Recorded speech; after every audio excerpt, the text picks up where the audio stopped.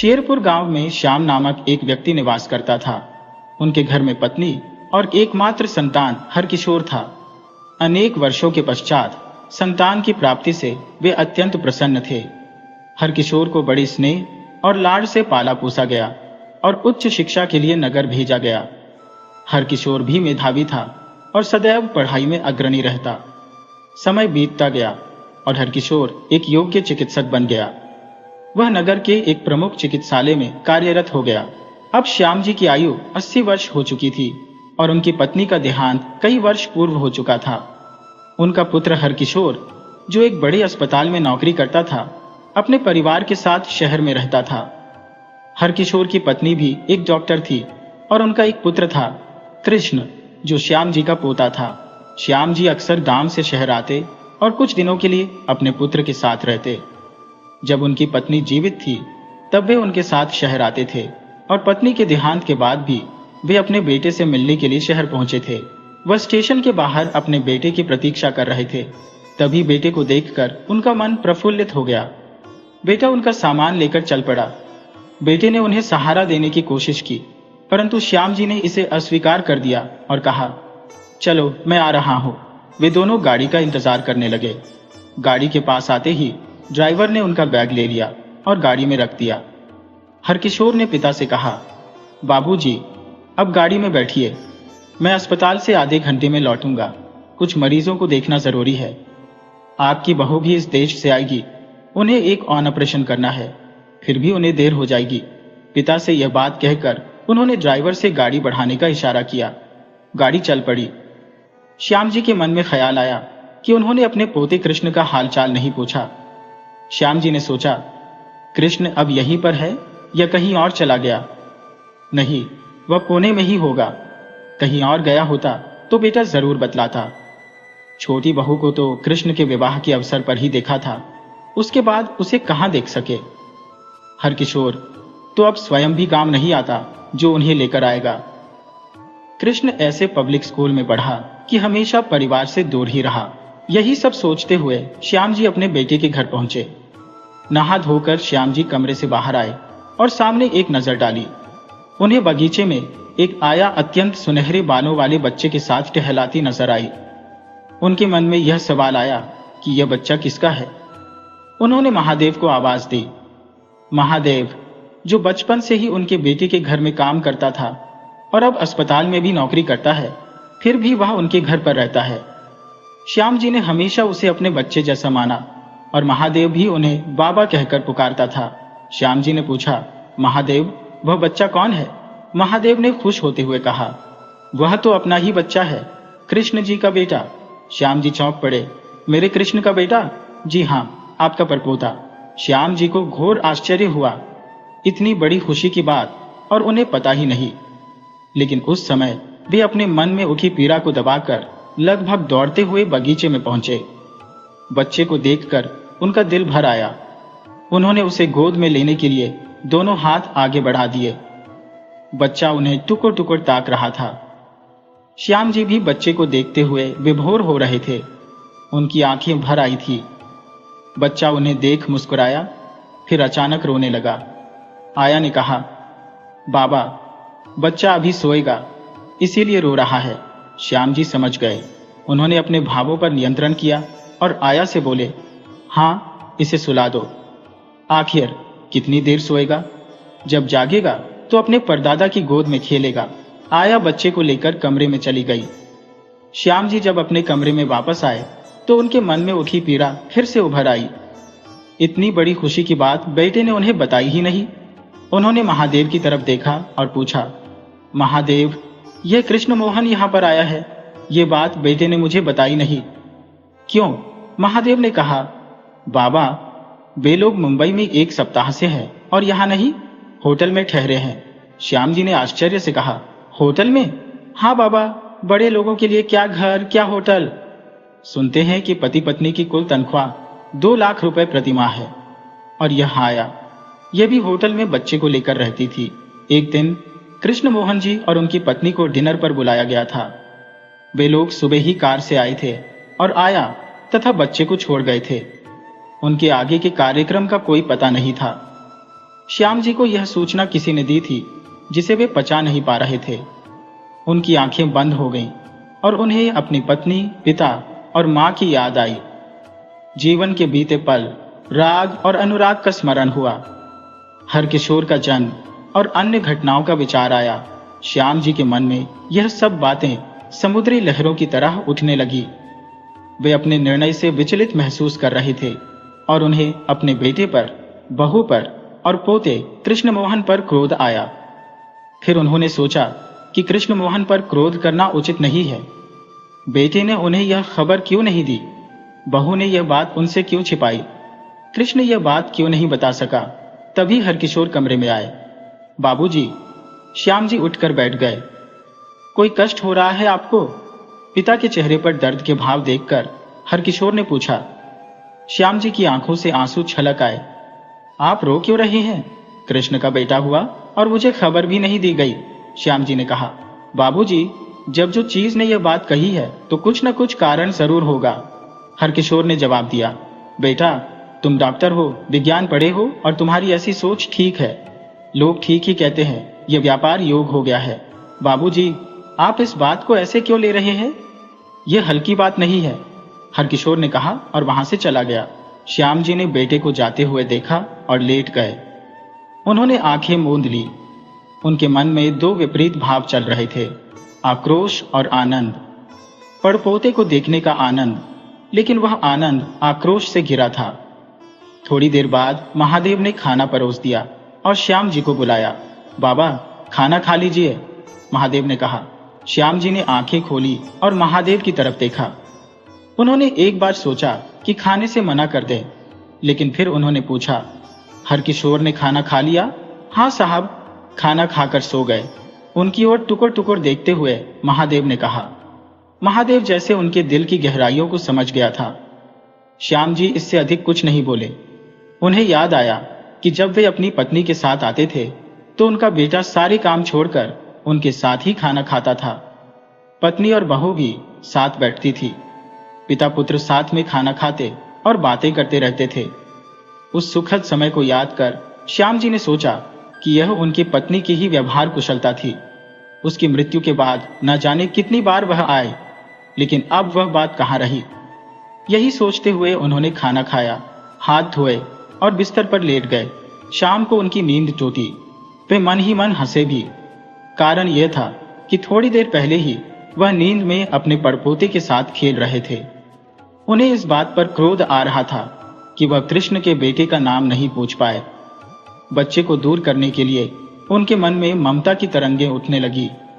उन्होंने महादेव को आवाज दी, हाँ बाबा। महादेव उनके पास आकर खड़ा हो गया। सुनो, मेरे पड़पोते को ले आओ, अब उस चुम्मा के साथ थोड़ी देर खेलूंगा। बाबा, वे लोग तो चले गए। कब? थोड़ी देर पहले ही। कृष्णमोहन और छोटी मैडम आए थे, थोड़ी देर रहे और फिर चले गए।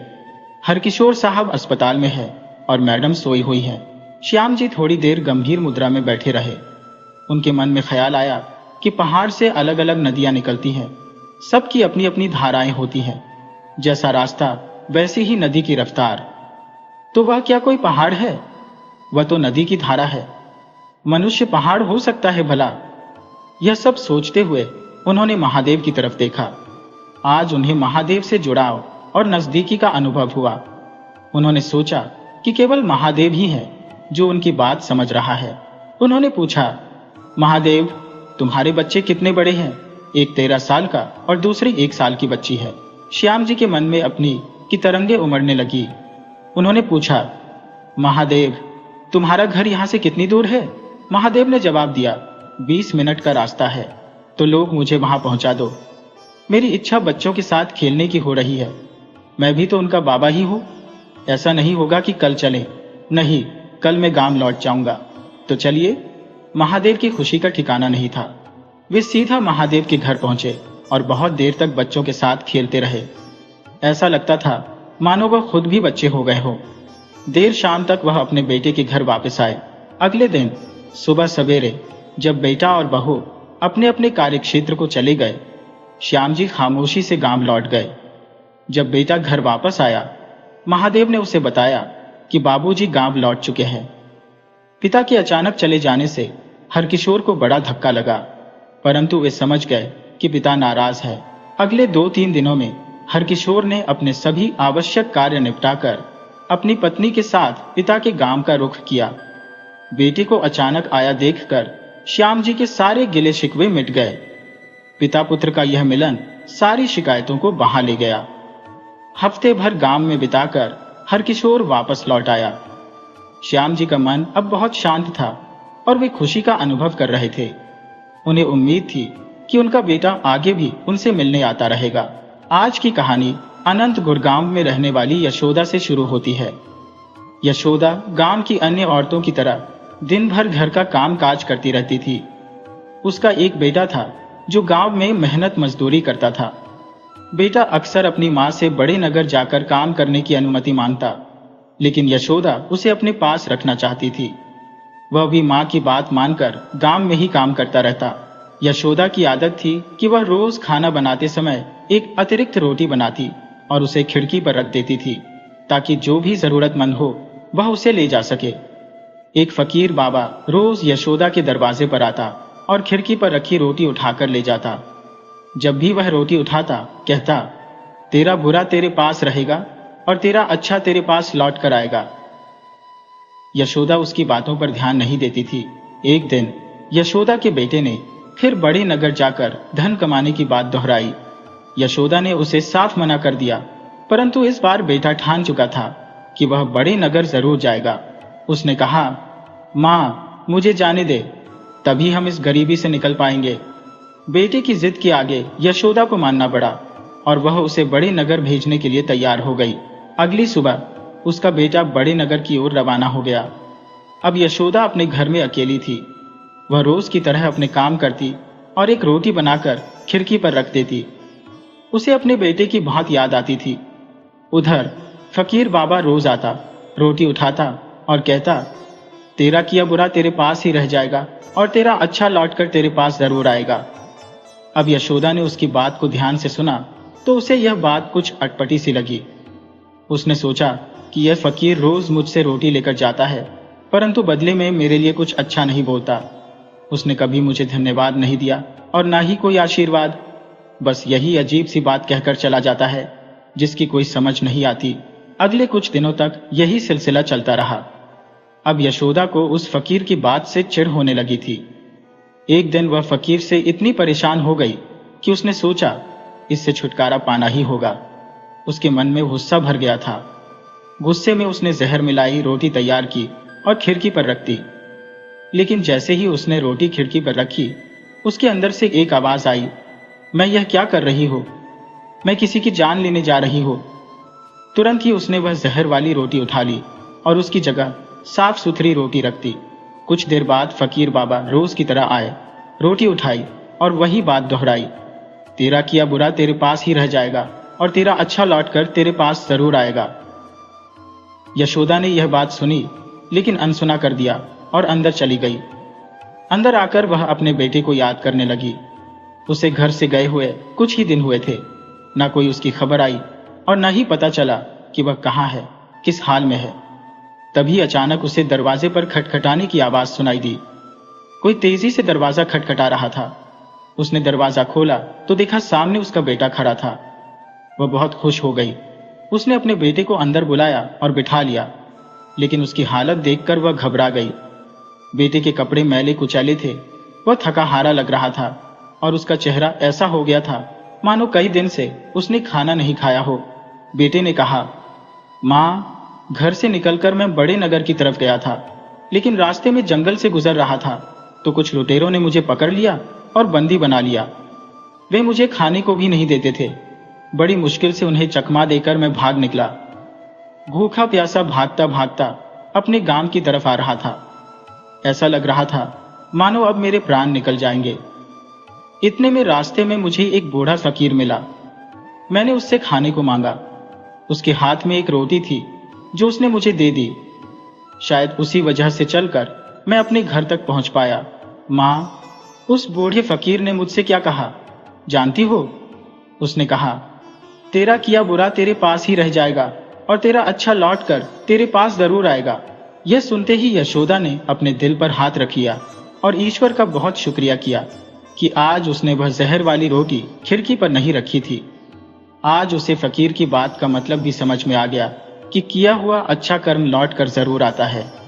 इसलिए कभी भी अच्छे काम करना बंद मत कीजिए, क्योंकि यह तय है कि आपके किए हुए अच्छे कर्म किसी न किसी रूप में आपके पास लौटकर जरूर आते हैं।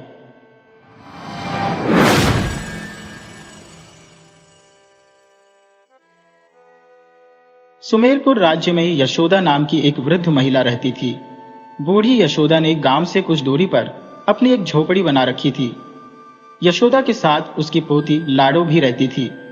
यशोदा के बेटे और बहू की मौत नदी पार करते समय नाव के डूबने से हो गई थी। उसी की बेटी लाडो को यशोदा पाल रही थी। यशोदा के पास कमाई का कोई साधन नहीं था, परंतु वह उस रास्ते से गुजरने वाले राहगीरों को खाना खिलाकर कुछ पैसे कमा लेती थी। इस बुढ़ापे में यशोदा की एकमात्र इच्छा थी कि मरने से पहले अपनी पोती लाडो का विवाह किसी अच्छे घर में करवा दे। सुमेरपुर में पिछले 3 साल से बारिश बहुत ही कम हो रही थी और अकाल जैसी स्थिति उत्पन्न हो गई थी। खेतों में फसलों का नामो निशान न था। अनाज की कमी के कारण सभी लोग परेशान थे। इन सब वजहों से राज्य में चोरी चकारी बढ़ गई थी। अकाल ने पहले ही लोगों की हालत खराब कर रखी थी और अब चोरों का डर अलग से था। राज्य के राजा ने घोषणा की कि जो भी चोरों को पकड़ेगा उसे 1000 सोने के सिक्के दिए जाएंगे। राजा चाहते थे कि चोरों को पकड़ने में जनता भी सिपाहियों का साथ दे। राजा की योजना सफल रही और हर गांव में युवक रात रात को पहरा देने लगे ताकि चोरों को पकड़कर 1000 सोने के सिक्के इनाम में हासिल कर सके। इस कारण से चोरी की घटनाओं में कुछ कमी भी आने लगी थी। ऐसे समय में अचानक नगर के एक बड़े व्यापारी रतन गुप्ता के घर में एक चोर घुस गया। व्यापारी की नींद खुल गई और उसने हल्ला मचाया, लेकिन तब तक चोर तिजोरी साफ कर चुका था और वहां से भाग निकला। अपने आप को बचाते हुए वह चोर नगर से बाहर आ गया। अंधेरा होने के कारण उसे ढूंढना मुश्किल था, इसलिए सिपाही वापस लौट गए। चोर भागते भागते यशोदा की झोपड़ी पर पहुंच गया। चोर ने झोपड़ी का दरवाजा खटखटाया। यशोदा ने दरवाजा खोला। चोर ने कहा, बुढ़िया, एक काम से शहर जा रहा हूं। रात हो गई है, अब अंधेरे में कहां जाऊंगा, इसीलिए मैं यहां रुकूंगा। तुम मेरे खाने का कुछ इंतजाम कर दो, इसके बदले में मैं तुम्हें 10 सोने के सिक्के दूंगा। यशोदा ने चोर के लिए भोजन का इंतजाम कर दिया। चोर ने देखा कि बुढ़िया के साथ एक लड़की भी थी। उसने बुढ़िया से पूछा, यह कौन है? यशोदा ने कहा, यह मेरी पोती है। मेरे बेटे और बहू की मौत हो चुकी है। अगर इसका विवाह कर दूं तो सब चिंताओं से मुक्त हो जाऊंगी। अकाल की वजह से मुसाफिरों का आना जाना भी कम हो गया है। बड़ी मुश्किल से दिन गुजर रही है।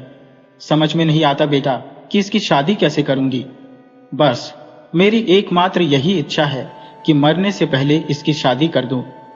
ये कहते हुए यशोदा की आंखों से आंसू छलक पड़े। यशोदा ने अपनी फटी हुई साड़ी से आंसू पोंछते हुए चेहरे पर एक छोटी सी मुस्कान बनाई और बोली, खैर बेटा, तुम खाना खाओ। मेरा बेटा भी बिल्कुल तुम्हारी ही तरह था, एकदम मजबूत और तगड़ा। यह कहते कहते फिर से यशोदा की आंखें नम हो गई। वह अपने आंसुओं को छुपाने की नाकाम कोशिश कर रही थी। अचानक यशोदा को न जाने क्या हुआ। उसने अपना एक हाथ प्यार से चोर के सिर पर फेर दिया और पानी लेने चली गई। उधर चोर के मन में भी भूचाल सा उठने लगा। बेटा बेटा शब्द उसके कानों से टकराकर सीधे उसके दिल में घर करने लगे। इतना प्यार और स्नेह शायद उसे कई सालों बाद मिला था। चोर ने पूछा, तुम्हारी पोती के विवाह के लिए कितनी रकम चाहिए? इस बार चोर के मुंह से बुढ़िया नहीं बल्कि अम्मा शब्द निकला था। यशोदा ने कहा, यह सब जानकर तुम क्या करोगे? क्या तुम मेरी चिंता दूर कर दोगे? चोर बोला, हाँ माँ, जरूर करूंगा। यह कहते हुए चोर ने गहनों से भरी हुई गठरी खोली। गहनों को देखकर यशोदा की आंखें खुली की खुली रह गई। उसने पूछा, कौन हो तुम? सच बताना, व्यापारी तो नहीं लगते। क्या तुमने यह गहने चोरी किए हैं? चोर ने कहा, हाँ माँ, मैंने चोरी की है। मेरा नाम शंभू है। मैंने एक व्यापारी के घर से इन गहनों को चुराया है।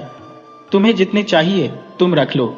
अपनी पोती की शादी कर लो और फिर निश्चिंत हो जाना। यशोदा ने नाक भाव सिकोड़ते हुए कहा, मैं गरीब जरूर हूं, लेकिन चोरी के गहनों से अपनी पोती की शादी नहीं करूंगी। उसकी शादी नहीं होती तो ना सही, कोई बात नहीं, जैसी भगवान की इच्छा। बोलते बोलते यशोदा को गुस्सा आ गया। इस पर शंभू चोर ने कहा, ठीक है, तुम इतने ईमानदार हो तो तुम मुझे राजा के हवाले कर दो। क्योंकि मैं एक चोर हूं तो राजा तुम्हें 1000 सोने के सिक्के देगा, उससे अपनी पोती की शादी कर लेना। चोर ने कहा, पता नहीं क्यों मैं तुम्हारी सहायता करना चाहता हूं। यशोदा कुछ क्षणों के लिए चुप रही और सोच में पड़ गईं। फिर उन्होंने शंभू चोर को राजा के हवाले करने का निर्णय लिया। अगले दिन वह चोर को राजा के पास ले गईं और गहनों की गठरी भी राजा को सौंप दी।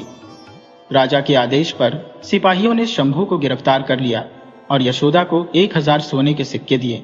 तब यशोदा ने कहा, हुजूर, मुझे यह 1000 सोने के सिक्के नहीं चाहिए, मुझे इसके बदले में एक भेंट चाहिए। राजा ने पूछा, क्या चाहिए तुम्हें?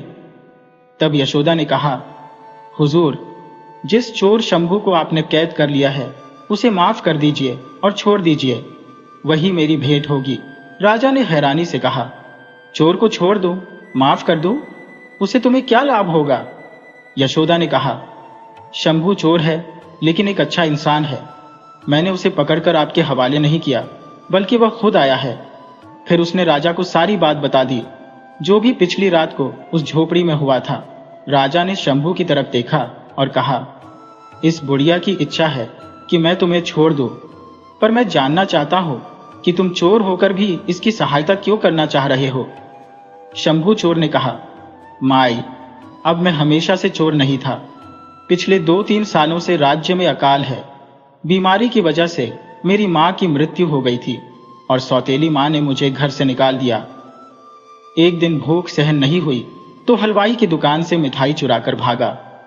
भागते भागते मिठाई तो मैंने खा ली, लेकिन साथ ही लोग ने मुझे बहुत पीटा। तब से जो चोरी करना शुरू किया तो आज जाकर रुका हूं। बोलते बोलते शंभू की आंखों से आंसू छलकने लगे।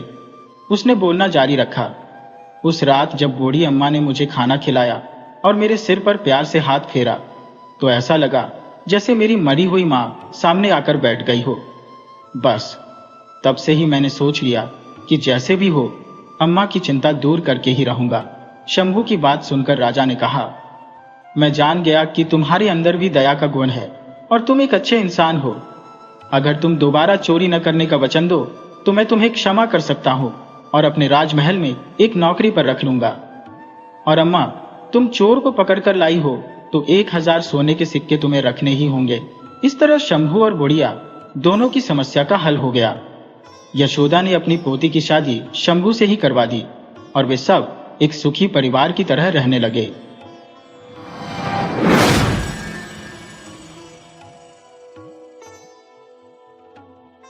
चितवारपुर ग्राम में निवासरत माथुर एक काबिल बढ़ई थे, जिन्होंने अपने पिताश्री से यह कला संजोई थी।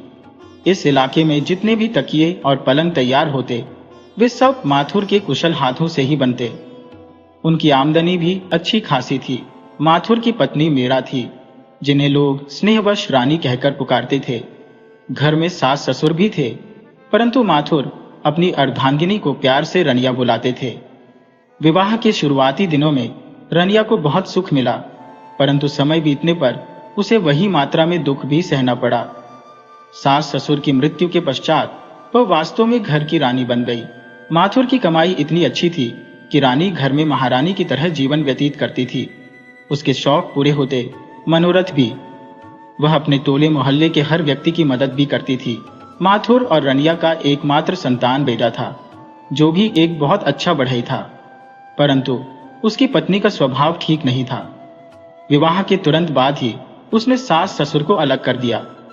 पहले बेटा माथुर के साथ काम करता था, लेकिन माथुर चाहता था कि उसका बेटा उससे भी अधिक निपुण कारीगर बने, और ऐसा हुआ भी। बेचन की बढ़ईगिरी की अच्छी खासी पहचान बन गई। अब इलाके के लोग उसी को काम के लिए बुलाते थे। माथुर अब बेचन के अधीन काम करने लगा। कुछ दिनों तक सब ठीक चला, लेकिन धीरे धीरे हालात बदलने लगे।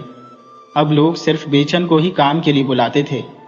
दोनों साथ काम करते थे, परंतु पैसे बेचन के पास ही आते थे। माथुर खाली हाथ रह जाता था।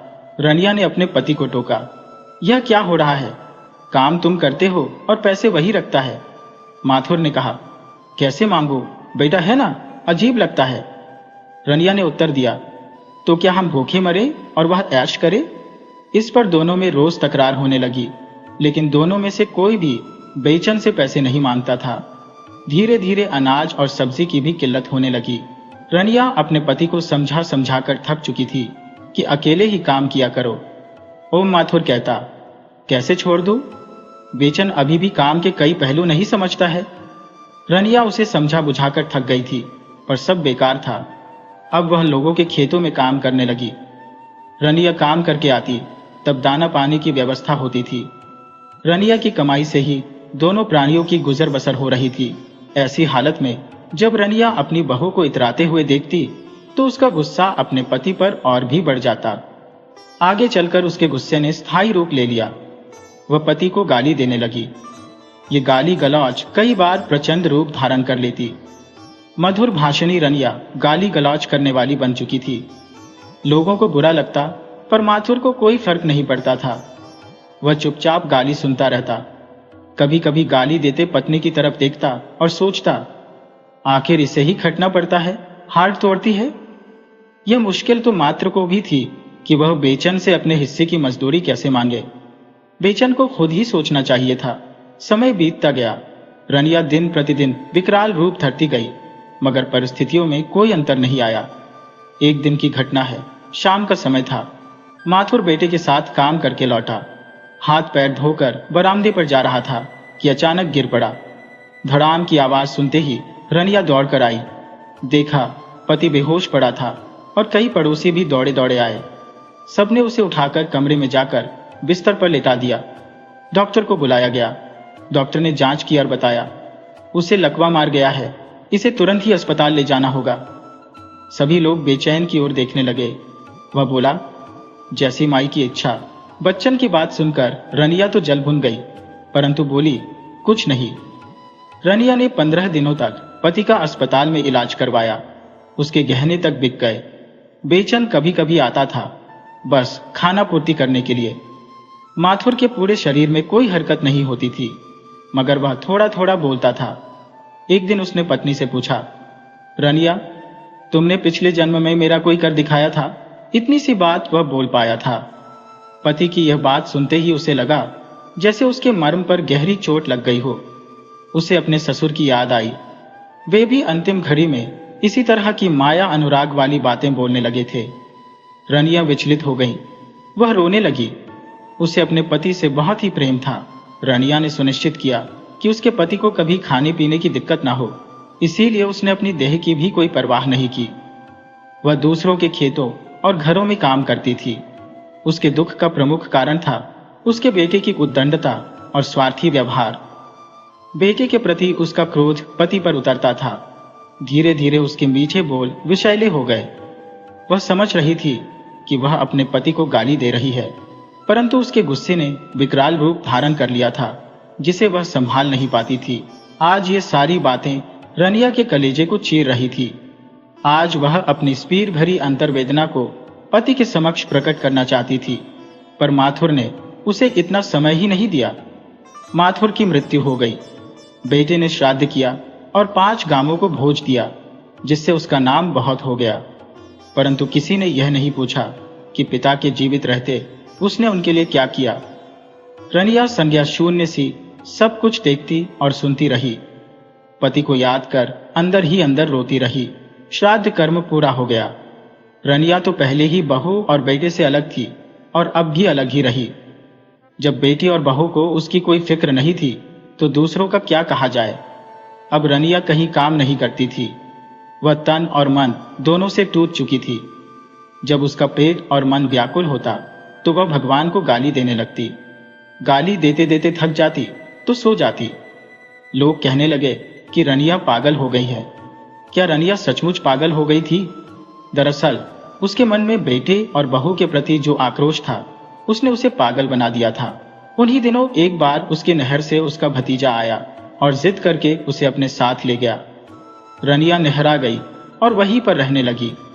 एक दिन उसने देखा कि उसके भतीजे की पत्नी पुरानी साड़ियों से सूत उखाड़ रही थी। उसने बहू से पूछा, बहू, सूत निकाल कर क्या करोगी? यह सुनकर बहू बोली, चलिए दिखाती हो। ये कहते हुए वह उसे अपने कमरे में ले गई। वहां रंग बिरंगी चटाइयों और बिस्तरों पर सोने वाले गलीचों की तरह तरह के डिजाइन और बिछावन पड़े थे। उन पर आकर्षक फूलों के डिजाइन बने थे। वह अद्भुत, बहुत सुंदर और आकर्षक थे।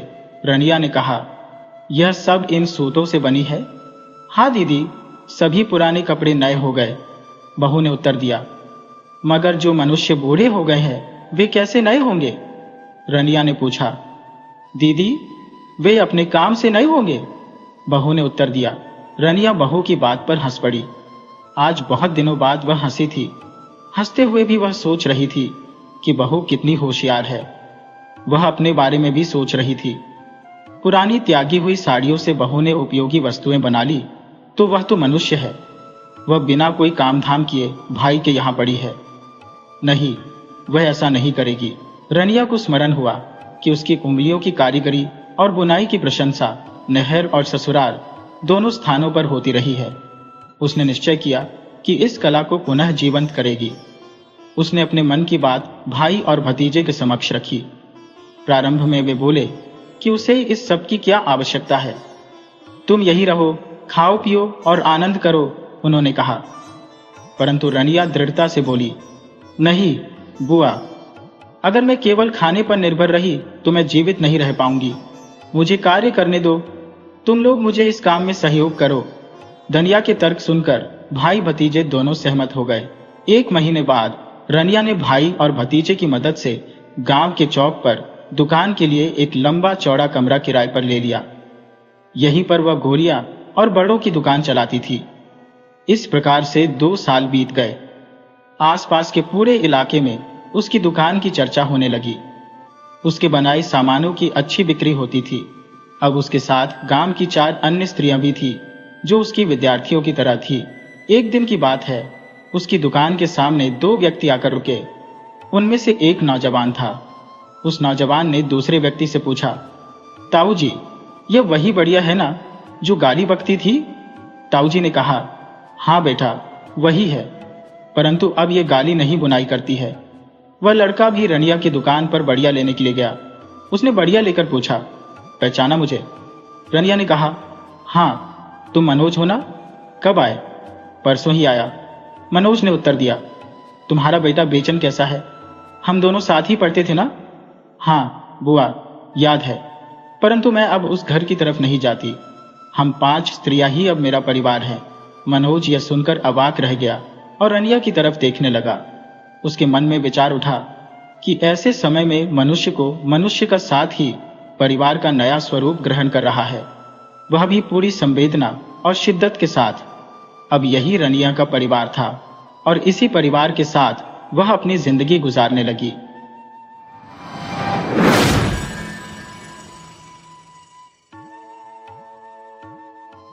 राजा विक्रमादित्य एक दिन अपने राज्य से बहुत दूर शिकार करने के लिए निकल पड़े। उनके साथ उनके कुछ मंत्री और सहयोगी भी थे। वे जंगल में बहुत अंदर तक चले गए, लेकिन दिन भर की मेहनत के बाद भी उन्हें शिकार नहीं मिला। वे थक गए और शाम होने वाली थी। अंधेरा गिरने से पहले उन्होंने अपने मंत्रियों से कहा कि देखो, आसपास कोई गांव है तो वहां रुकने का इंतजाम करो ताकि रात बिताकर सुबह राज्य लौट सकें। मंत्रीगण गांव की तलाश में लग गए और थोड़ी दूर चलने के बाद उन्हें एक छोटा सा गांव दिखाई दिया। गांव देखकर सभी ने राहत की सांस ली। गांव पहुंचने पर अंधेरा हो चुका था और गांव वालों ने इतने सारे सशस्त्र लोगों को देखकर भयभीत हो गए। जब उन्हें पता चला कि ये राजा विक्रमादित्य है तो गांव में प्रसन्नता फैल गई। राजा विक्रमादित्य की प्रसिद्धि चारों ओर फैली हुई थी और देवताओं तक उनकी पहुंच थी। गांव का मुखिया दौड़कर राजा के स्वागत के लिए आया। राजा ने सभी से मिलकर उनका अभिवादन किया। उनकी इसी विनम्रता के कारण लोग उन्हें बहुत पसंद करते थे। मुखिया ने राजा को अपने घर रात बिताने के लिए आमंत्रित किया और भोजन की व्यवस्था की। जब सबने भोजन कर लिया तो राजा बाहर आकर बैठे और गांव के लोगों से बातचीत करने लगे। उसी समय एक ब्राह्मण ने राजा से अनुमति मांगी कि वह अपने घर जा सके, क्योंकि उसकी पत्नी को बच्चा होने वाला था और उसे उसकी जरूरत पड़ सकती थी। राजा विक्रमादित्य ने ब्राह्मण को अनुमति देते हुए कहा कि मैं भी तुम्हारे साथ चलूंगा ताकि तुम्हारी मदद कर सको। ब्राह्मण राजा की जिद जानता था, इसलिए उसने हाथ जोड़कर राजा का साथ स्वीकार किया। राजा विक्रमादित्य और ब्राह्मण उसके घर पहुंचे। तब तक ब्राह्मण की पत्नी ने पुत्र को जन्म दे दिया था। ब्राह्मण की खुशी का कोई ठिकाना नहीं रहा और उसने राजा के चरणों में झुककर धन्यवाद दिया। राजा विक्रमादित्य ने ब्राह्मण से कहा कि यह सब तुम्हारे शुभ कर्मों का फल है। राजा ने रात ब्राह्मण के घर बिताने का निर्णय लिया और देखा कि विधि ने उस नवजात के भाग्य में क्या लिखा है। राजा विक्रमादित्य ने अपनी चारपाई द्वार के पास डाल ली और ब्राह्मण भी वहीं सो गया। राजा विक्रमादित्य रात भर जागते रहे और विधि के विधान का इंतजार करते रहे, यह जानने के लिए कि उस बच्चे के भाग्य में क्या लिखा है। सुबह के 6 बजे देवी प्रकट हुई और नवजात के भाग्य का लेखन करने लगी। भाग्य लिखने के उपरांत जब वह लौटने लगी, राजा विक्रमादित्य ने उन्हें रोका। उन्होंने विनम्रता से पूछा, माता देवी, कृपया बताएं, आपने इस शिशु के भाग्य में क्या लिखा है? देवी ने कहा, यह बताना संभव नहीं है। नियति का लेखन केवल मुझ तक सीमित है और इसे जानने की आवश्यकता किसी को नहीं होती। राजा विक्रमादित्य ने आग्रह किया, आपको बताना ही होगा कि आपने इस शिशु के भाग्य में क्या लिखा है। विक्रमादित्य की जिद के समक्ष देवी ने हथियार डालते हुए कहा, मैं नियमों के विपरीत जाते हुए एक बात बता सकती हूँ। यदि आपको स्वीकार है तो बताती हो, अन्यथा मुझे जाने दे। विक्रमादित्य ने सहमति दी और पूछा, माता देवी, इस शिशु की आयु कितनी होगी?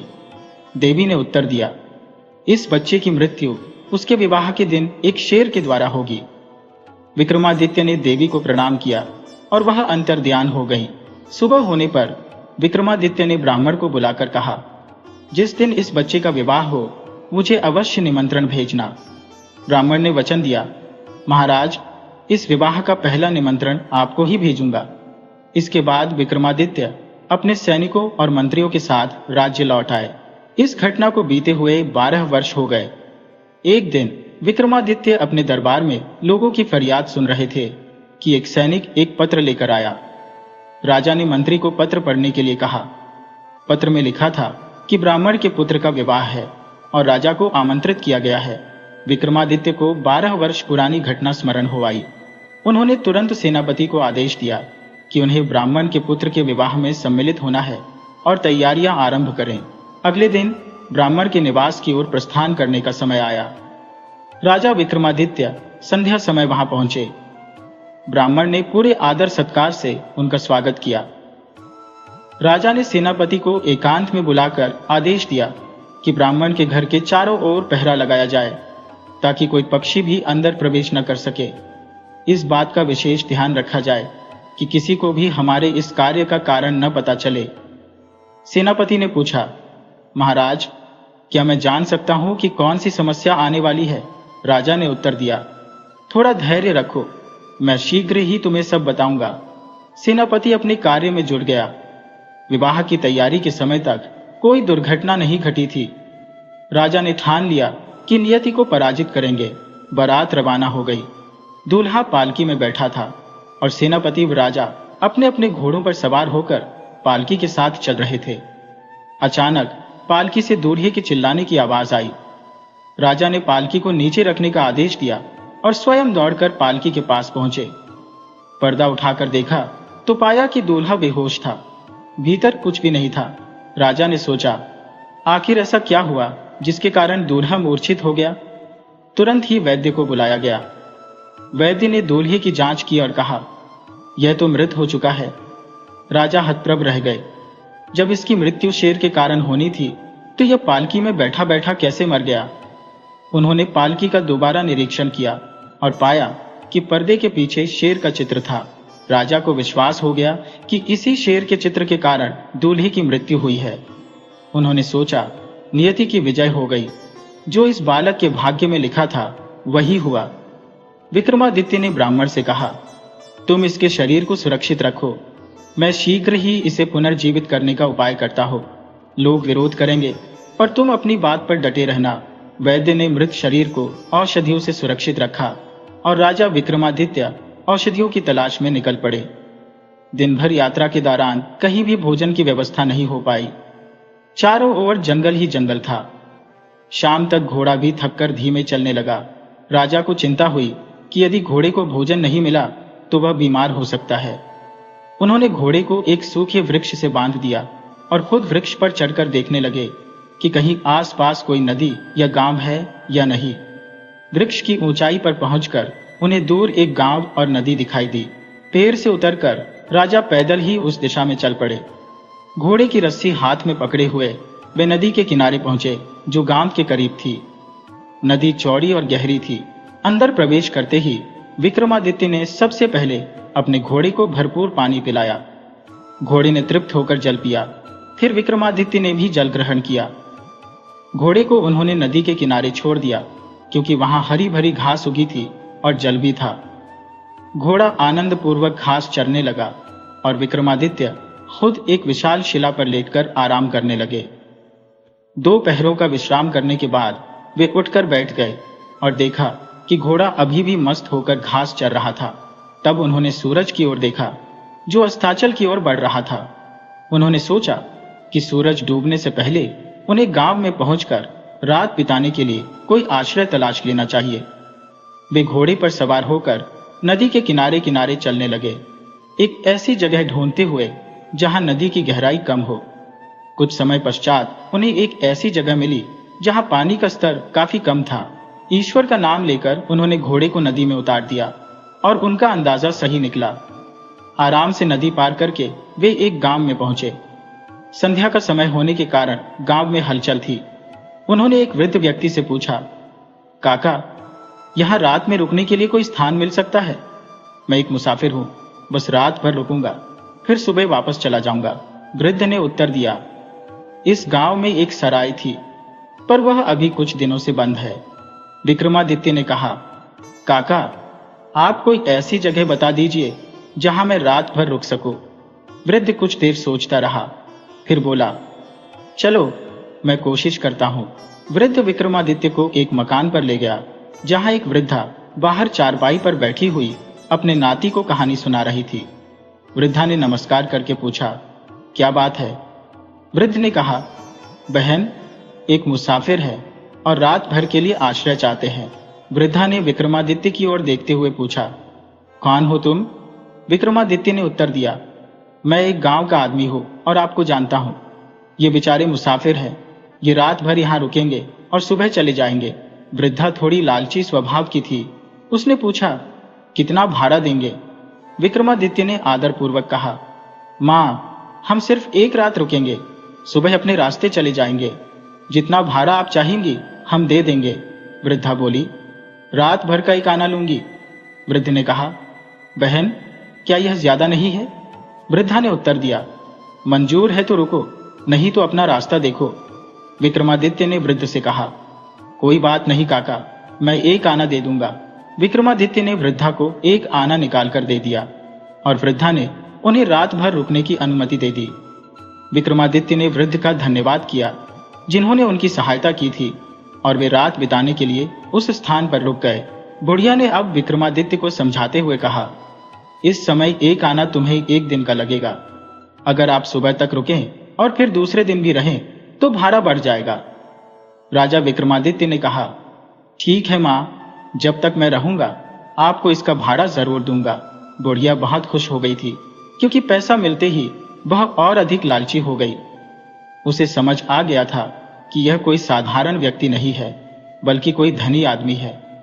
उसने राजा विक्रमादित्य के सोने का प्रबंध कर दिया।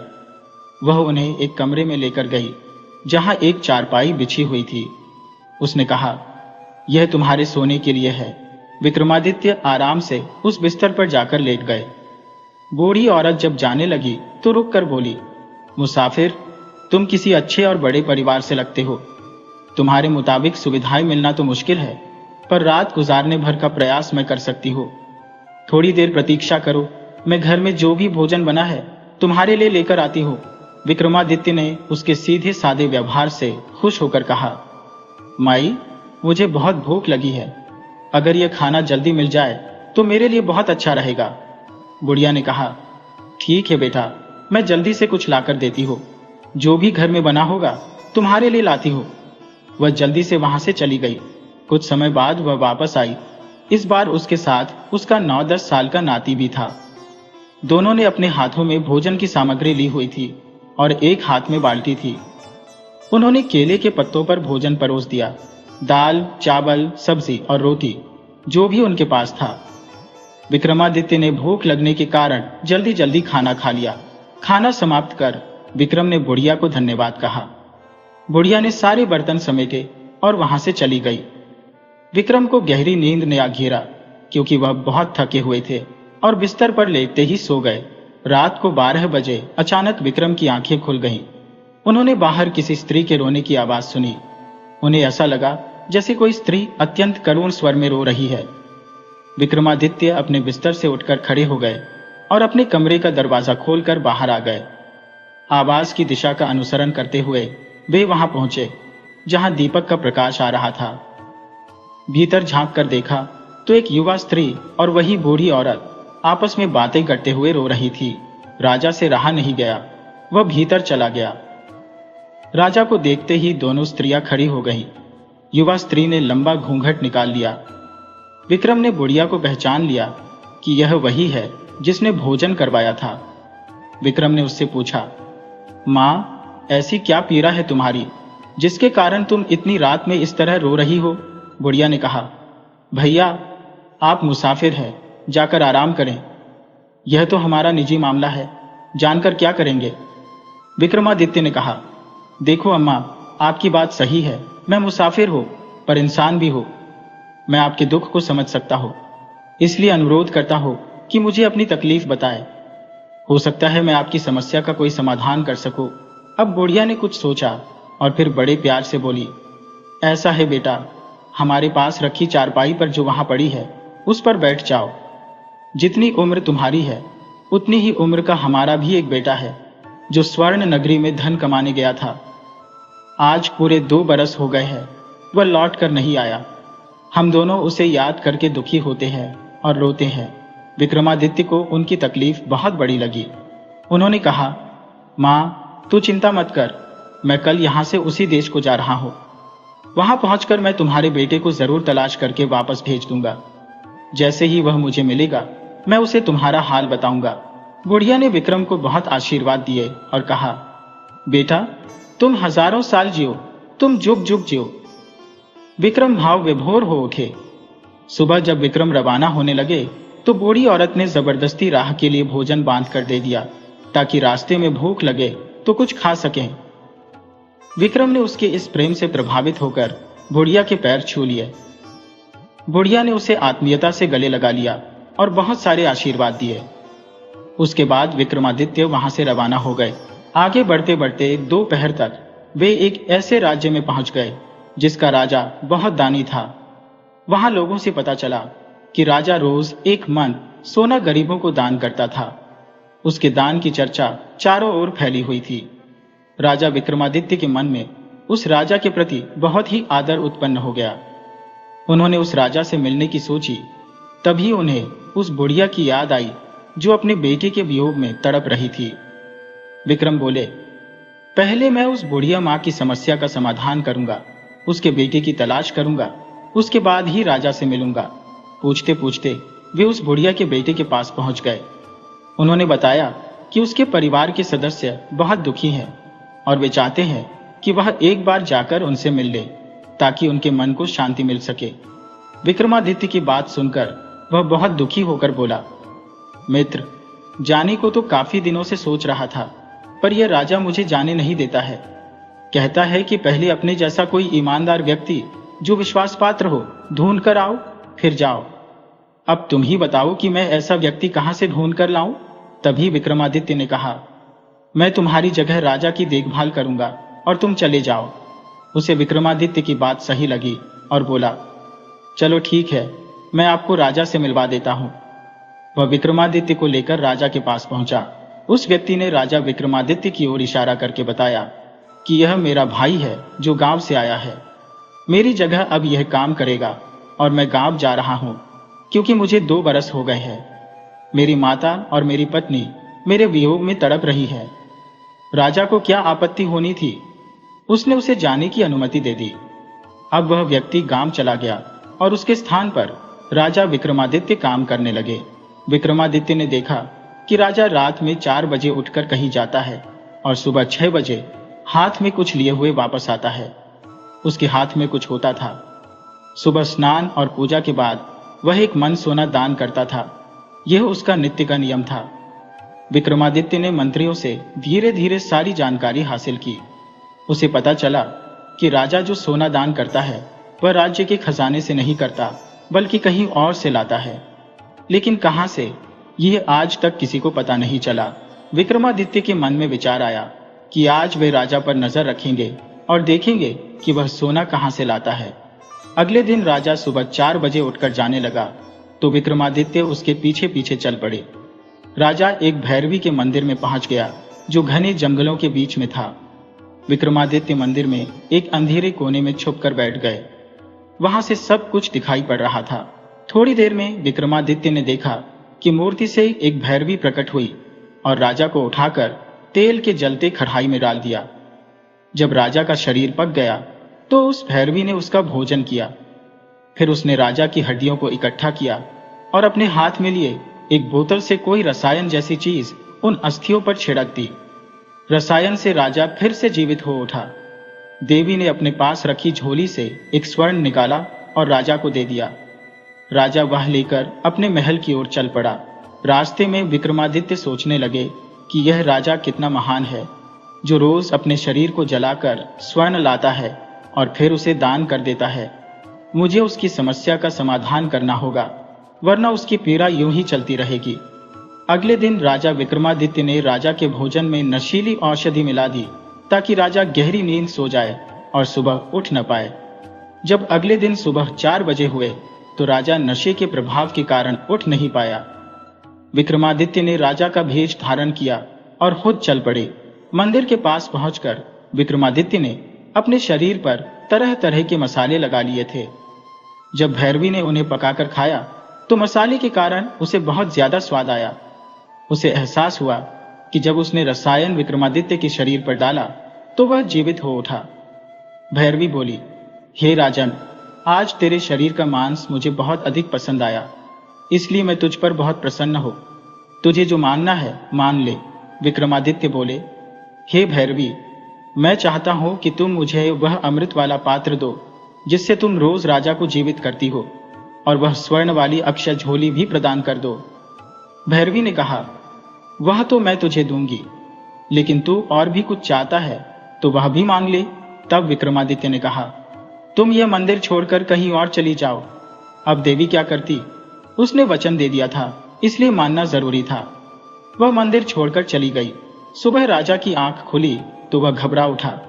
वह सोचने लगा, मैं कैसे सोता रह गया? अब अपने नियमित धर्म का पालन कैसे करूंगा? तुरंत मंदिर की ओर दौड़ गया, पर वहां देवी नहीं थी। वह बेचैन होकर वापस लौटा। तभी विक्रमादित्य उसके पास आए और बोले, राजन, आप कुछ ज्यादा चिंतित लग रहे हैं। क्या बात है? राजा ने कहा, तुम क्या करोगे? राजाओं की चिंता का समाधान राजा ही कर सकता है। विक्रमादित्य बोले, अगर आप मुझे बताओगे तो मैं प्रयास करूंगा कि आपकी समस्या का निवारण हो जाए। राजा ने कहा, क्या तू राजा विक्रमादित्य है जो मेरी परेशानी दूर करेगा? विक्रमादित्य ने उत्तर दिया, हाँ, मैं ही विक्रमादित्य हूं। विक्रमादित्य की बात सुनकर राजा आश्चर्य से उनकी ओर देखने लगा। फिर उसने पूछा, क्या आप सचमुच में राजा विक्रमादित्य हैं? विक्रमादित्य ने कहा, हाँ, मैं विक्रमादित्य हूं। विक्रमादित्य ने सारी आपबीती राजा को सुना दी। राजा उनके पैरों में गिर पड़ा और बोला, राजन, आपने मेरा सेवक बनकर मेरी सेवा की, मैं पाप का भागी बन गया। विक्रमादित्य ने राजा को उठाकर सीने से लगाया और बोले, कोई बात नहीं, आप दुखी ना हो। यह लो अक्षय थैली जो मैं भैरवी से प्राप्त करके लाया हूं। अब आपको रोज रोज अपनी बलि नहीं देनी पड़ेगी। विक्रमादित्य ने उसे अक्षय थैली देकर वापस लौटने की राह पकड़ी। चलते चलते वे वहां पहुंच गए जहां ब्राह्मण के पुत्र का शव रखा था। उन्होंने जो अमृत अपने साथ लाए थे उसकी कुछ बूंदें उस बच्चे पर डाल दी। ब्राह्मण का पुत्र, जिसकी उम्र 12 बरस थी और जो शादी करने जा रहा था, पुनः जीवित हो गया। यह देखकर सब लोग विक्रमादित्य की जय जयकार करने लगे। ब्राह्मण पुत्र की शादी धूमधाम से हो गई और जब वे घर वापस आए सब मंगलाचार हो गए। तब विक्रमादित्य ने ब्राह्मण से विदा मांगी। ब्राह्मण बहुत खुश था। उसने राजा के चरणों में निपट कर कहा, आपने नियति को बदल दिया। अगर आप नहीं होते तो मेरा बेटा आज इस दुनिया में नहीं होता। ये कहकर ब्राह्मण को विक्रमादित्य ने अपने गले से लगा लिया और फिर वहां से विदा मांगी और अपने राज्य को लौट आए। दोस्तों, अगर आपको हमारी कहानी पसंद आई हो तो कृपया ज्यादा से ज्यादा शेयर करें, लाइक करें और सब्सक्राइब करें।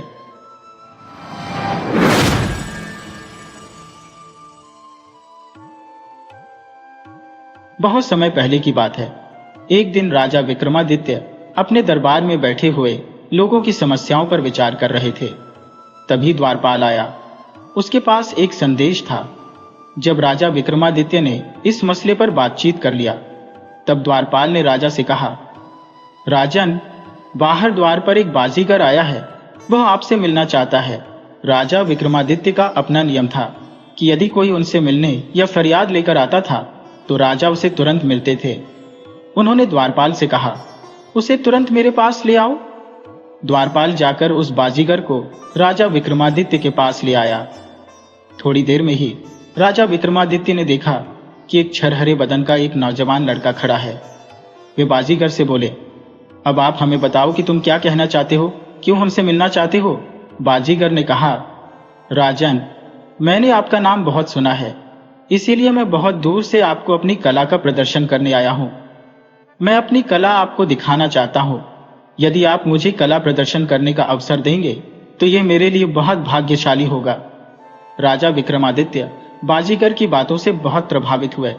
उन्होंने कहा, ठीक है बाजीगर, मैं तुम्हें अपनी कला दिखाने का मौका दूंगा, पर आज नहीं, तुम कल आना। आज हमारे मेहमान बनो। कल जब दरबार लगेगा तब तुम अपनी कला दिखाकर सबका मनोरंजन करना। आज मेरे खास मंत्री और परिवार के लोग बाहर गए हुए हैं, इसलिए मैं नहीं चाहता कि कोई भी तुम्हारी कला देखने से चूक जाए। बाजीगर ने राजा को धन्यवाद दिया और कहा, हे राजन, मैं जीवन भर आपका आभारी रहूंगा। आप वास्तव में एक कला के पारखी और एक महान राजा है। आपके जैसे लोगों के कारण ही इस कला को विकसित होने का अवसर मिलता है और हम जैसे लोगों का जीवन धन्य हो जाता है। ठीक है राजन, मैं कल आपके दरबार में फिर उपस्थित हो जाऊंगा और अपनी कला प्रदर्शित करूंगा। फिर वह चला गया। राजा ने मंत्रियों को आदेश दिया कि उस बाजीगर का पूरा ख्याल रखा जाए। उसे किसी प्रकार की भी कोई तकलीफ नहीं होनी चाहिए। अगले दिन प्रातः दरबार में लगभग सभी कर्मचारी मौजूद थे। नगर वासियों के बैठने के लिए भी उचित व्यवस्था की गई थी। थोड़ी देर में बाजीगर आ गया। उसने एक हाथ में एक बड़ी सी झोली ले रखी थी। शायद उसमें उसने अपने सारे उपकरण रखे थे। उसके साथ एक बहुत ही खूबसूरत औरत थी। शायद वह उसकी पत्नी थी। विक्रमादित्य को बड़ा आश्चर्य हुआ यह देखकर कि बाजीगर की पत्नी इतनी सुंदर थी और उसका पहनावा भी किसी राजकुमारी से कम नहीं था। वह बिल्कुल राजकुमारियों की तरह सजी संवरी हुई थी और देखने में बहुत सुंदर लग रही थी। बाजीगर ने राजा के मन की बात को भांप लिया और वह कहने लगा, महाराज, क्या राजाओं को ही खूबसूरत औरत रखने का अधिकार होता है? मेरे जैसे कलाकार भी तो खूबसूरत औरत रख सकते हैं। उसकी बात से राजा विक्रमादित्य थोड़े से हतप्रभ हो गए और फिर मुस्कुराकर बोले, बिल्कुल, कलाकार हर व्यक्ति को समान अधिकार है। अब तुम अपनी कला का प्रदर्शन करो। बाजीगर ने आदेश मिलते ही अपनी झोली में से एक रस्सी निकाली। रस्सी का एक बड़ा सा गुच्छा निकाला। उसका एक छोर उसने अपने हाथ में पकड़ा और बाकी का गुच्छा हवा में उछाल दिया। गुच्छा हवा में जाकर गायब हो गया। वह कितना ऊपर तक गया अंदाजा लगाना बड़ा मुश्किल था, क्योंकि वह दिखाई देना बंद हो गया था। बाजीगर ने राजा विक्रमादित्य से कहा, राजन, मैं यह रस्सी पकड़कर ऊपर जा रहा हूं, कृपया मेरी पत्नी का ध्यान रखना। फिर वह रस्सी पकड़कर ऊपर चढ़ने लगा। इतना ऊंचा चढ़ गया कि अब वह दिखाई देना बंद हो गया। सभी लोग उसकी वापसी की प्रतीक्षा करने लगे। पूरा दिन बीत गया, लेकिन वह वापस नहीं आया। उसकी पत्नी चिंतित हो उठी। राजा ने उसे समझाया कि वह चिंता न करे, उसका पति लौट आएगा, लेकिन वह नहीं मानी। रात भी आ गई और फिर बीत गई, लेकिन बाजीगर वापस नहीं आया। अगले दिन उसकी पत्नी ने राजा से विनती की कि उसके लिए एक चिता सजाई जाए। वह अपने पति के वियोग में सती होना चाहती है। सबने उसे समझाने का प्रयास किया, पर वह नहीं मानी। अंततः राजा ने हार मानकर आदेश दिया कि उसके लिए चिता तैयार की जाए। बाजीगर की पत्नी चिता पर बैठ गई और उसमें आग लगा दी गई। चिता धू धू कर जल उठी। राजा को अपनी बेबसी पर बहुत दुख हुआ कि वह कुछ भी नहीं कर सके। थोड़ी देर में सब कुछ जलकर राख हो गया। राजा विक्रमादित्य इतने दुखी हो गए कि उन्होंने पूरे राज्य में 2 दिन का अवकाश घोषित कर दिया और खुद भी एकांत में चले गए। घटना को 2 दिन बीत गए। राजा विक्रमादित्य ने उदास मन से दरबार आरंभ किया।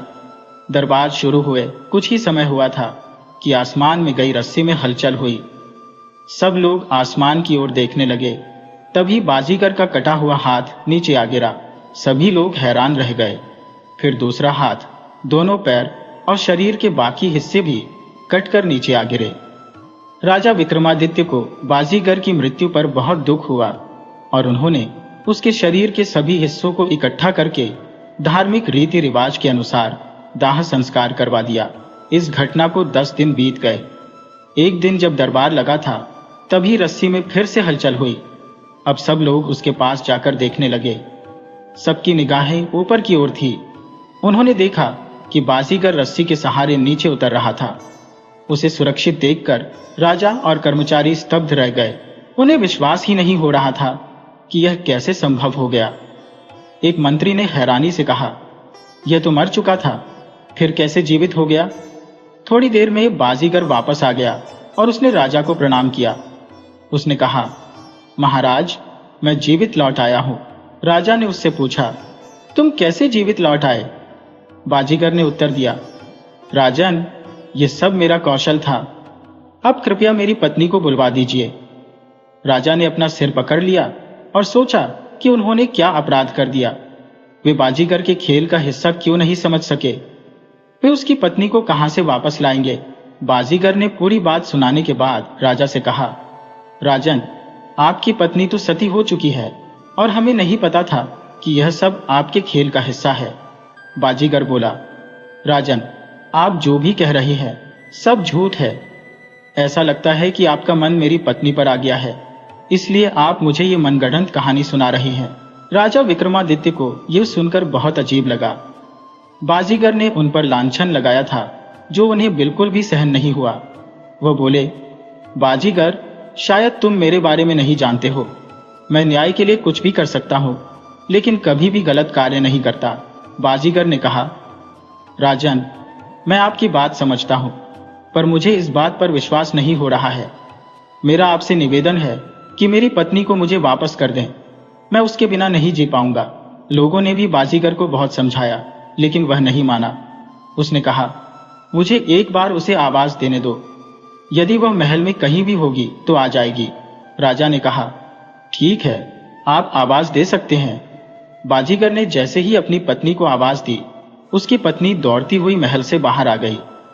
वहां उपस्थित सभी मंत्रीगण, प्रजा और राजा हैरान रह गए। सब सोचने लगे, ये कैसे संभव है? उसकी पत्नी तो हमारे सामने चिता में बैठकर मृत्यु को प्राप्त हो गई थी, लेकिन यह कहां से आ गई? राजा विक्रमादित्य ने सारी बात समझी। यह सब बाजीगर का जादू था। राजा ने कहा, बाजीगर, तुम्हारे इस प्रदर्शन से मैं बहुत हैरत में हूं। ऐसा मैंने कभी न सुना था और न देखा था। राजा ने मंत्रियों से कहा कि बाजीगर को ढेर सारा इनाम दिया जाए। फिर उन्होंने पूछा, बाजीगर, तुमने यह सब कहां सीखा? बाजीगर ने उस पाठशाला का नाम और पता राजा को बता दिया। राजा विक्रमादित्य ने तय किया कि वह खुद जाकर यह विद्या सीखेंगे। उन्होंने राज्य का भार मंत्रियों को सौंपकर विद्या सीखने का निश्चय किया। बाजीगर ने कहा, राजन, मेरा आपके साथ जाना बहुत जरूरी है। वहां आपकी देखभाल कौन करेगा? आपके दैनिक कार्य कौन करेगा? विक्रमादित्य ने सोचा कि उसे साथ ले जाने में कोई बुराई नहीं है। उन्होंने कहा, ठीक है, तुम मेरे साथ चल सकते हो। बाजीगर अपने घर जाकर तैयारी करने लगा।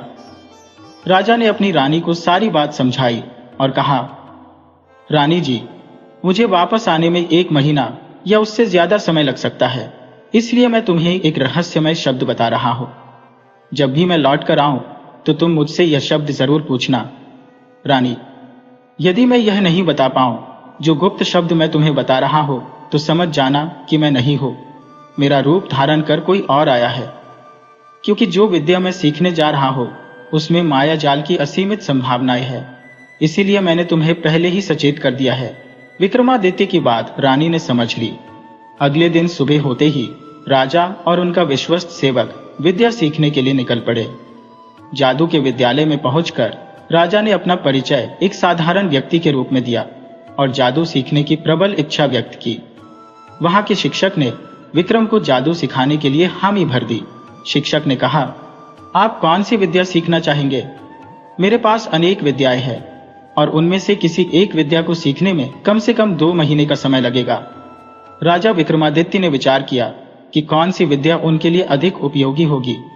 कुछ देर सोचने के बाद उन्होंने कहा, मैं केवल कायाकल्प की विद्या ही सीखना चाहता हूं। शिक्षक ने सहमति जताते हुए कहा, ठीक है, तुम्हारी शिक्षा कल से शुरू होगी, आज तुम आराम करो। शिक्षक ने राजा को रहने के लिए एक आवास दिखाया और कहा कि इस विद्या के लिए हर दिन 1 स्वर्ण मुद्रा देनी होगी। विक्रमादित्य ने सहमति व्यक्त की। अगले दिन से राजा विक्रमादित्य ने शिक्षा आरंभ कर दी। रोज तख्ती पर लिखकर उसे याद कर लेते थे। इस प्रकार दोनों शिक्षक और शिष्य ने विद्या में निपुणता प्राप्त की। शिक्षा पूर्ण होने के बाद दोनों ने अपने गुरु से विदा ली और घर लौटने के लिए निकल पड़े। रास्ते में उनके सेवक ने पूछा, महाराज, आपने विद्या तो सीख ली पर उसका प्रयोग करके नहीं दिखाया। विक्रमादित्य बोले, विद्या का प्रयोग तभी किया जा सकता है जब कोई मृत जीव मिल जाए। कुछ देर बाद जंगल में एक मृत हाथी दिखाई पड़ा। राजा ने कहा, यह मृत हाथी हमारी विद्या के लिए उपयुक्त रहेगा। राजा ने अपने घोड़े को पेड़ के नीचे बांध दिया और अपने सेवक से कहा, तुम मेरे शरीर का ध्यान रखना, मैं इस मृत हाथी की काया में प्रवेश करूंगा। सेवक ने सहमति जताई।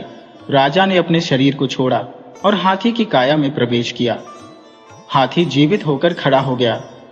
सेवक ने तुरंत राजा के शरीर में प्रवेश कर लिया और अपने पुराने शरीर को नष्ट कर दिया ताकि राजा उसका प्रयोग नहीं कर सके। विक्रमादित्य समझ गए कि उनके साथ धोखा हो गया है, पर वे तत्काल कुछ नहीं कर सकते थे। उन्होंने सोचा कि नाई उनके हाथी वाले शरीर को नुकसान न पहुंचा दे, इसलिए वे जंगल में भाग गए।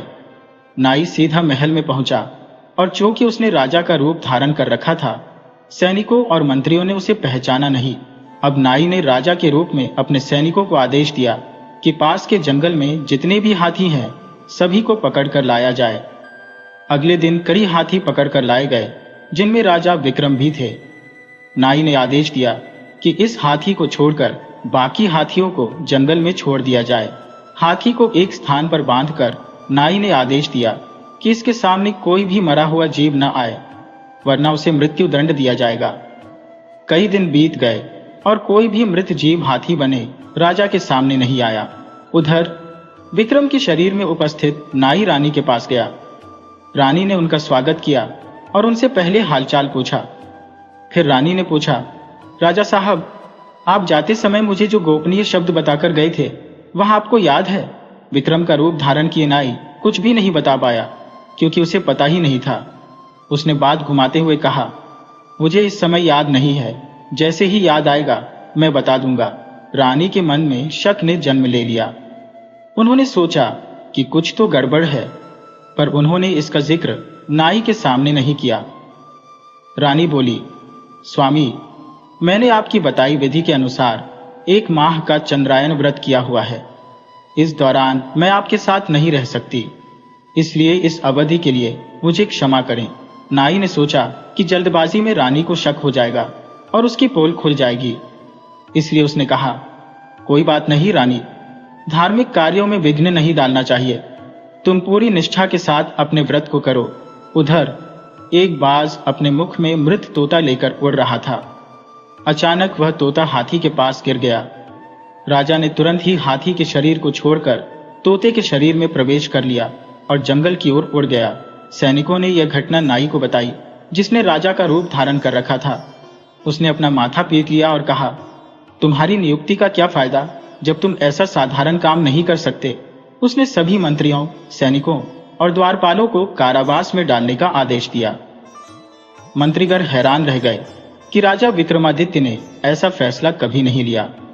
वे न्यायप्रिय शासक थे और हमेशा दूसरों की बात सुनने का मौका देते थे। सभी चुप रहे क्योंकि कोई भी राजा के सामने बोलने की हिम्मत नहीं कर सकता था। उधर राजा विक्रमादित्य तोते के रूप में जंगल में पहुंच गए थे, जहां तोतों का एक विशाल झुंड रहता था। वहां उन्होंने उन्हीं के साथ रहना शुरू कर दिया।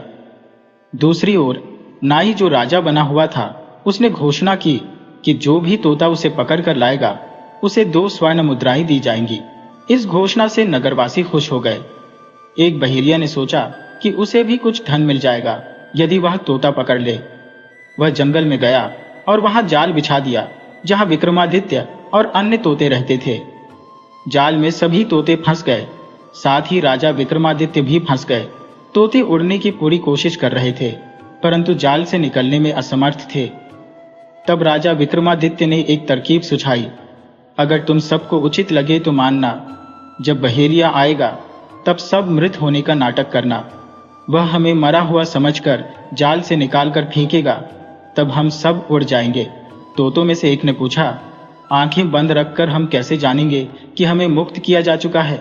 राजा विक्रमादित्य ने उत्तर दिया, हम कुल मिलाकर 100 तोते हैं। जैसे ही 100 बार गिरने की आवाज होगी हम सब एक साथ उड़ जाएंगे। सभी तोते सहमत हो गए और इंतजार करने लगे। कुछ देर बाद बहेलिया आया। उसने देखा कि सभी तोते मर चुके हैं, तो वह उन्हें एक एक कर जाल से निकालने लगा। हर बार जब एक तोता गिरता गिनती शुरू हो जाती।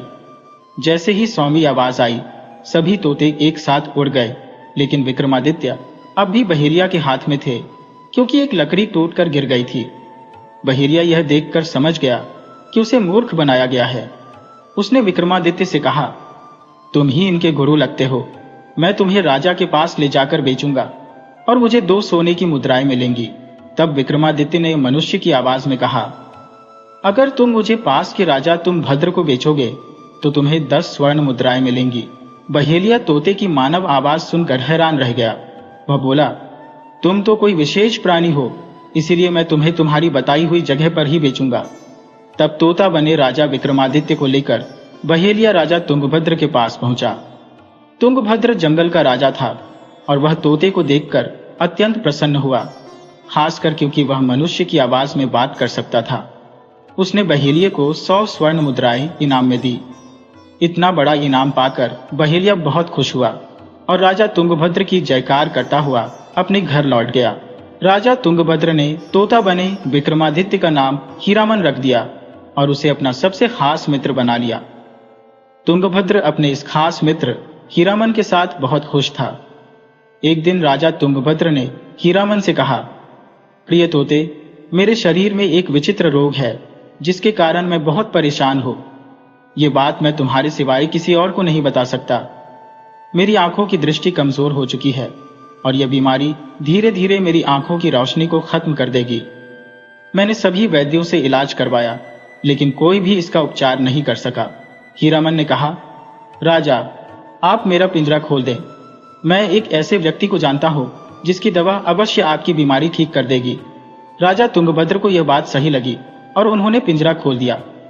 हीरामन उड़ गया और एक दिन वह एक पेड़ की जड़ लेकर राजा के पास पहुंचा। उसने कहा, राजा, इस जड़ को जलाकर उसकी राख को शहद में मिलाए और इसे आंखों में काजल की तरह लगाए, आपकी दृष्टि वापस आ जाएगी। राजा ने वैसा ही किया और 3 दिन में उनकी आंखों की रोशनी वापस आ गई। राजा तुंगभद्र तोते पर बहुत प्रसन्न हुए और उसे अपनी जान से भी अधिक प्यारा मानने लगे।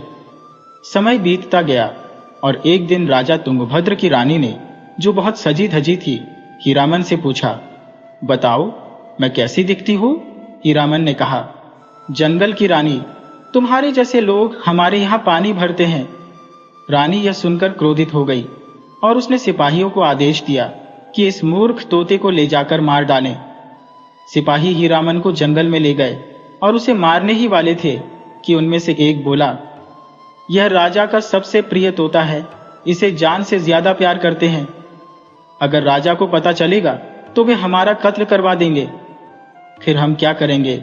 सैनिकों की यह बात सुनकर पहले सिपाही ने थोड़ी देर सोचा और फिर बोला, यदि हम किसी दूसरे तोते को मारकर उसके मृत शरीर को रानी को सौंप दे तो हम अपनी जान भी बचा लेंगे और इसे मुक्त भी कर देंगे। दूसरे सिपाही ने कहा, धन्यवाद, आपने सही उपाय सुझाया। उन्होंने दूसरे तोते को मारकर उसका शव रानी को सौंप दिया और इस तरह हीरामन की जान बच गई। विक्रमादित्य को उन्होंने आजाद कर दिया। विक्रमादित्य वहां से उड़कर सीधे अपने महल पहुंचे। देखा, रानी स्नान कर रही थी। उन्होंने मनुष्य की आवाज में अपनी गोपनीय बातें दोहराई। रानी स्नान करना भूल गई और चौंक कर इधर उधर देखने लगी। आखिर कौन है जो राजा विक्रमादित्य की तरह बोल रहा है और उसका गोपनीय शब्द दोहरा रहा है? जब उसने ऊपर की तरफ देखा तो मुंडेर पर तोते को विक्रमादित्य की आवाज में बोलते पाया। उसने पूछा, वास्तव में कौन है जो मेरे पति की आवाज में बोल रहा है? राजा विक्रमादित्य ने अपनी आप बीती रानी को बता दी। सारी बात उन्होंने समझाई कि नाई ने कैसे उनके साथ छल किया है। रानी चिंतित होकर पूछने लगी, स्वामी, अब यह सब कैसे ठीक होगा? राजा ने रानी को पूरी तरकीब समझा दी। उधर राजा विक्रमादित्य सीधे जंगल के राजा के यहाँ पहुंचे, जहां राजा तुंगभद्र हीरामन के न होने से बहुत नाराज था। उसने उन दोनों सिपाहियों को मौत की सजा दे दी। दोनों को जल्लाद मारने ही वाले थे। तभी हीरामन ने राजा तुंगभद्र के पास पहुंचकर सारी कहानी बता दी। दोनों सिपाहियों को छोड़ दिया गया और रानी को कारागार में डालने का हुक्म राजा ने सुना दिया। हीरामन के समझाने पर राजा ने रानी की सजा माफ कर दी। राजा ने कहा, यह कोई बड़ी बात नहीं है। रानी ने श्रृंगार करके मुझसे पूछा कि मैं कैसी लग रही हूं, और मैंने कहा कि तुम्हारे जैसी राह नहीं तो मेरे यहां पर पानी भरती है। इससे रानी नाराज हो गई और उन्होंने मुझे मारने का आदेश दे दिया। रानी ने भी हीरामन से माफी मांग ली कि उससे बहुत बड़ी गलती हो गई। फिर एकांत में जाकर हीरामन बने तोते से पूछा, तुम मुझे अपना मित्र मानते हो तो सच सच बताओ कि तुम्हारी असल कहानी क्या है? राजा विक्रमादित्य ने सारी आपबीती बता दी और यह भी बताया कि वह राजा विक्रमादित्य है। राजा तुंगभद्र ने विक्रमादित्य को प्रणाम किया और बोले, आप बताएं कि यह सब कैसे ठीक होगा, मैं उसके लिए प्रयास करूंगा। राजा विक्रमादित्य ने बताया कि वह अपनी समस्या का जल्द ही हल निकाल लेंगे। विक्रमादित्य वापस अपने महल की ओर उड़ चले। अगले दिन रानी ने विक्रमादित्य बने नाई को बुलाया, ये संदेश भेजा कि उनका व्रत का समय पूरा हो गया है और अब वह महल में उनके साथ आ सकता है। नाई यह सुनकर बहुत खुश हुआ और पूरी तरह सज धज कर रानी के महल की ओर चल पड़ा। जब वह वहां पहुंचा तो देखा कि रानी ने भी पूरा श्रृंगार कर रखा है। जैसे ही वह रानी की ओर बढ़ा, रानी ने कहा, महाराज, मैं चाहती हूं कि आप मुझे वह जादू दिखाएं जो आपने सीखा है, ताकि हमारी खुशी और बढ़ जाए। मैं बहुत प्रसन्न होंगी कि मेरे पति ने नई विद्या सीखी है। नाई ने कहा, यह तो एक चुटकी बजाने जैसा कार्य है, मैं अभी तुम्हें वह विद्या दिखा देता हूं। उसने आदेश दिया कि एक मरा हुआ जीव लाया जाए ताकि वह अपना जादू दिखा सके। सेवक तुरंत ही एक मरा हुआ कबूतर लेकर आ गए। नाई वहीं जमीन पर लेट गया और राजा विक्रमादित्य का शरीर छोड़कर उस कबूतर के शरीर में प्रवेश कर गया। तभी वह कबूतर जीवित हो उठा। उधर राजा विक्रमादित्य तोते के शरीर में वहीं पर उपस्थित थे और उन्होंने तुरंत तोते का शरीर छोड़ दिया और अपने शरीर में प्रवेश कर गए। कबूतर जिसमें नाई ने प्रवेश किया था, जिंदा था। रानी तैयार बैठी थी। जैसे ही नाई ने कबूतर के शरीर में प्रवेश किया, उसने उसी समय बिल्ली छोड़ दी। बिल्ली ने एक ही बार में कबूतर का खात्मा कर दिया।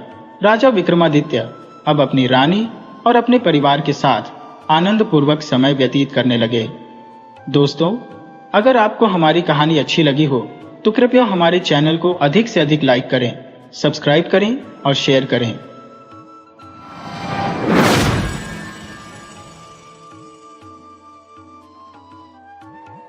वीडियो अच्छी लगी हो तो इसे लाइक करें और ऐसी ही मज़ेदार कहानियों के लिए चैनल को सब्सक्राइब करें और बेल आइकन दबाएं।